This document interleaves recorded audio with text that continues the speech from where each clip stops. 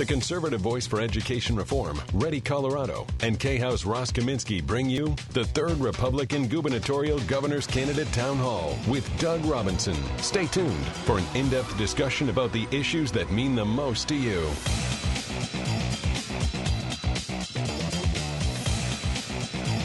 Well, good evening, everyone, and happy Tuesday. I am Ross Kaminsky. For those of you joining us by telephone, I'm the morning host here on 630 KHOW. We're going to have a lot of fun this evening with businessman and Republican candidate for Governor Doug Robinson. Doug has no idea what he's walked into this evening because I have had a lot of Mountain Dew. So we are going to have a lot of fun tonight. Good evening, Doug Robinson. Thank you so much for being here. Good evening, Ross. It's great to be on the show. I've been on it before. This is awesome to be here, and I guess I don't have any idea, but bring it on. Yeah, let's do it. Let's do it. So why don't we start? I would like to give you a minute-ish to just tell everybody who's listening who is Doug Robinson and why is he running for governor? Awesome. So we're going to talk about education. So you remember the Venn diagrams from 3rd grade where things line up. So for me, it's a combination of things. One is I see the state changing and drifting in a direction that I am not comfortable with, our quality of life getting a little bit worse every year. Second, and this is a deeply personal part, our youngest child, when he was young, had some serious illness. He was having 80 to 100 seizures a day. My wife and I made some promises to each other and to God that if we got through this, we'd pay it forward. And so that's a big piece of this. And then the third is, for the first time in my life, I'm in a position to devote myself full-time to public service. I sold my business 3 years ago. My kids are mostly raised. I'm in this to make a difference and to win. And just very briefly, mostly because I'm a business guy and I like this question, what was your business? What'd you do? So we started a company called St. Charles Capital, and it was became the leader in advising growth businesses and how to grow and how to raise money. You had a great idea, you had some customers and so on. How can we expand that, and how do we raise money for you so that you can get bigger? So let's jump into some issues. And as I mentioned to you, since these town halls are brought to you listeners by Ready Colorado, Colorado's conservative voice for education reform, we spend plenty of time talking about education, not just because of Ready Colorado, though, because, well, let me make it personal for a second. I've got a 9-year-old and 11-year-old. They're in public school, and I care a lot about these issues because, to me, these things are going to decide not just the future of the country, which I care about a little bit, or maybe more than a little, but the future of my kids, which I really care about a lot. And I note on your website, which I'll give you a plug here, DougForColorado.com, that you talk about education as well. So I imagine you're going to be prepared for some of this stuff. I'd like to start off with charter school question, and that is right now. And again, charter schools, for those of you kind of new to the discussion, are tuition-free public schools, open to whoever wants to attend. They've been pretty successful in Colorado, but their expansion is often limited by the power of local school boards, which, as you know, are controlled by teachers' unions. And school boards in Colorado basically have a monopoly power over what charter schools can be open. So if a school board doesn't want a charter school, they can block it. What are your views on charter schools broadly, and do you think that school districts should have that right to be able to prevent a charter school from being opened? And before you answer, one quick thing to all of us joining us on the phone, *3 to get in the queue to ask a question. *3 if you want to ask Doug about anything. I am going to do this kind of in segments. If you call in right now and ask something that's not about education, you'll be waiting a while, but there's a decent chance we'll get you on. All right, go ahead, Doug. So I'll just say as a preface, it is amazing in Colorado. We're this great state. We are the second most highly educated state in terms of adults with bachelor's degrees, but we are purely mediocre in terms of teaching our own kids. It's got to change. It is a crisis. We got to do something about it. And to me, it starts with choice. And charter schools is a piece of that. It's also around accountability and transparency and bringing innovation and new ideas into the classroom. So I am a huge supporter of not just of any form of choice. Starts with open enrollment, and then public charters and opportunities. And so you're exactly right. We have right now a school district. Many school districts have not adopted charters, and so that's one of the things that I would do try to do right away is give the Colorado School Charter School Initiative or Institute, Charter School Institute, the ability to accept applications for a charter school even without the approval of the district, to create some competition there. So the term school choice is thrown around a lot and encompasses a lot of different things. Charter school is one of them. Another thing, recently Arizona passed into law, and some other states, Nevada has a very successful program. They passed a law creating something called an education savings account. They're ESAs. And it's a program where states put education funding into an account that is controlled by the parents of a student, and they can use that money for a very wide range of educational expenses, from private school tuition or advanced courses or tutors and that kind of thing. Would you support that kind of thing here in Colorado? Absolutely. It is vital that we do it. And Doug Ducey, who's the governor of Arizona, has become a friend of mine, Ross. And guess where we started? We met on the marijuana issue, which we may talk about later. We will. But he is so proud of what he's done with the ESAs. And he talks about how what this has done is create more competition in the private schools, which is a good thing, but also competition in the public schools where those dollars, and I think they have a $2,000 per year cap. And we could look at what the appropriate things are in Colorado, but it's putting more money, parental money, into the system, and they're using that for tutoring and for extracurricular activities and after-school programs and other things that are improving the students' outcome and getting the parents more engaged. It is a win-win all around. I'm a big fan of them. Once again, those of you joining us on the phone, *3 if you want to ask a question of Doug Robinson, businessman and candidate for governor, Republican candidate for governor. You're listening to the third Ready Colorado gubernatorial town hall. You brought up something there that I hadn't even thought of before, and I'm a little disappointed in myself for not thinking of it. But usually when we talk about choice and vouchers and ESAs and this stuff, you brought up competition. And I always think about, competition among public schools and between private schools and public schools. You said that according to your friend in Arizona, it's actually creating, you're the governor of Arizona, that it's actually creating competition among private schools to attract those students. Can you tell us a little more and what that means to you as you think about public policy in Colorado? Absolutely. So, I support choice in all of its forms. I have 5 children. 4 of them have gone through public schools, through the Cherry Creek schools, which are fantastic. The youngest, I told you about his health issues. Because of that, we made a different decision. He's in a private school, which I'm on the board of. Mm-hmm. So I accept parents' choice in going to private schools. Well, in Arizona, this tuition, the ESA has an education savings account, has created some price competition among private schools as they want those dollars and those students. I thought you were going to make the old Jim Gaffigan joke. I've got 2 great kids and another kid. But anyway. I got 5 great kids. They're all awesome. 5 great kids. Now, I'm going to play teachers union person for a minute. Yeah. Doug, don't you know that kind of thing is going to drain money from the public schools? I'm sure you've heard it. Whenever this issue comes up, it's coming from the left. What's your answer to that? So the answer is where it starts, which is putting kids first, right? What is best for our kids?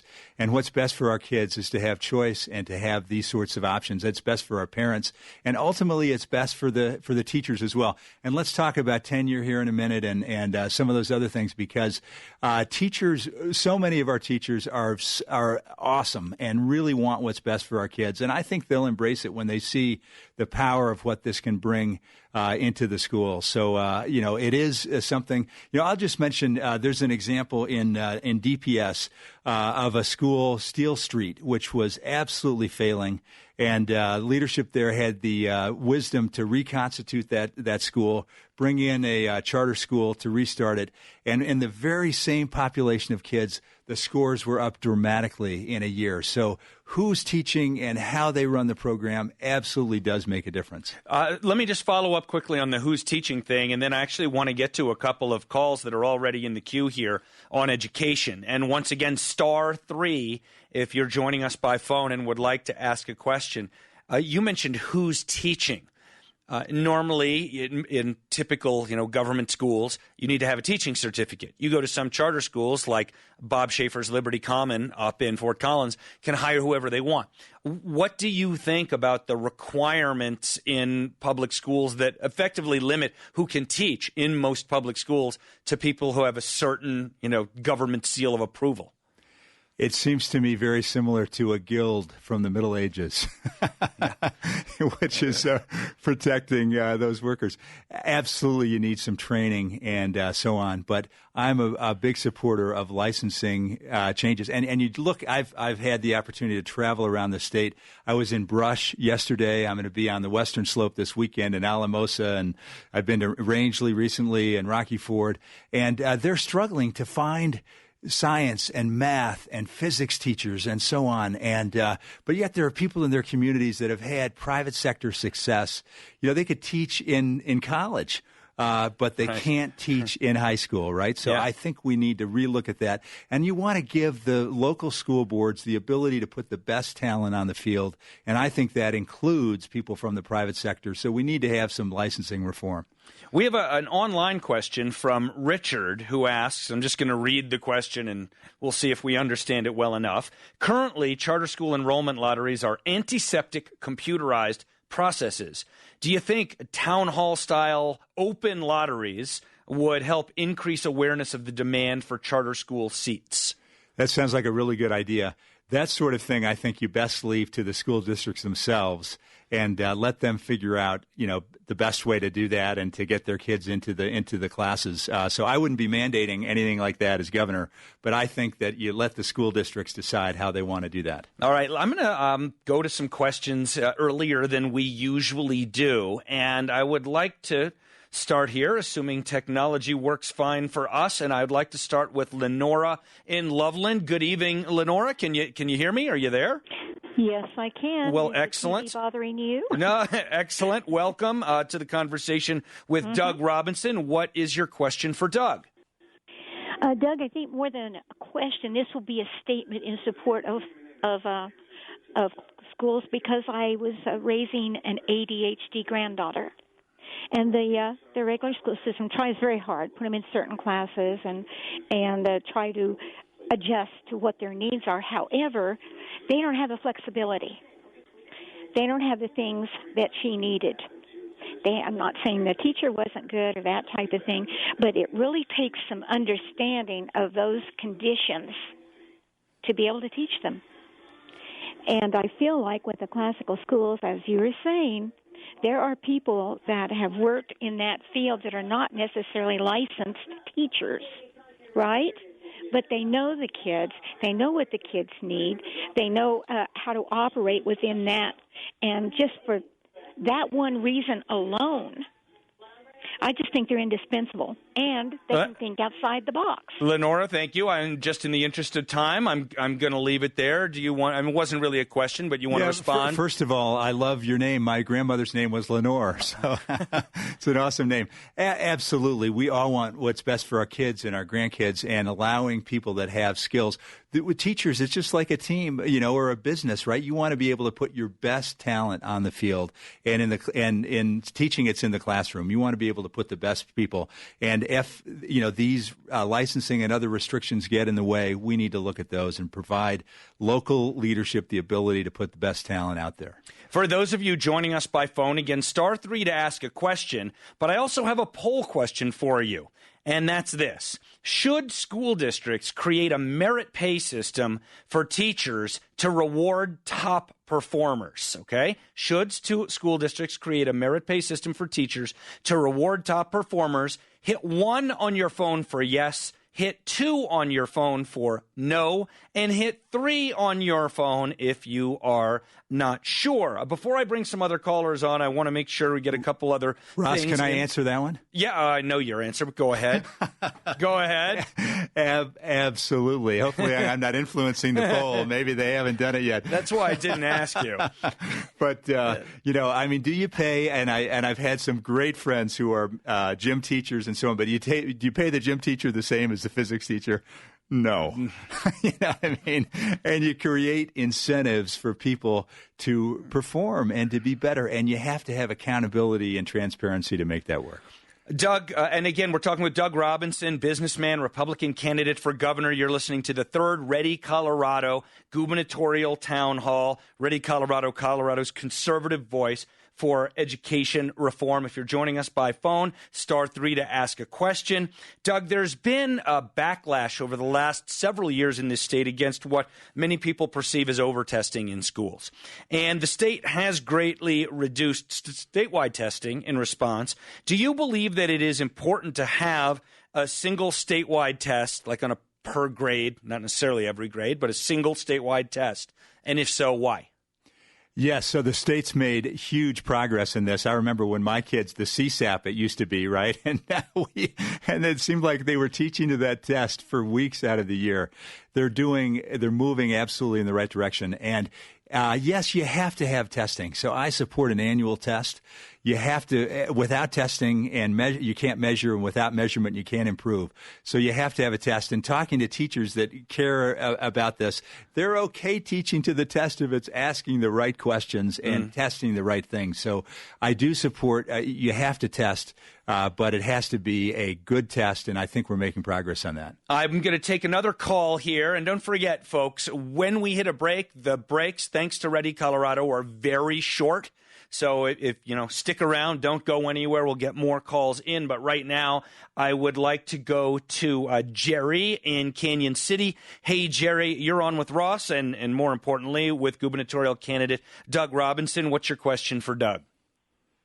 Yes, Mr. Robinson, I'd like to ask you how you feel about tenure and also the unions being in the public school systems and even in politics for that matter, because I don't think if they're a good teacher, they need tenure.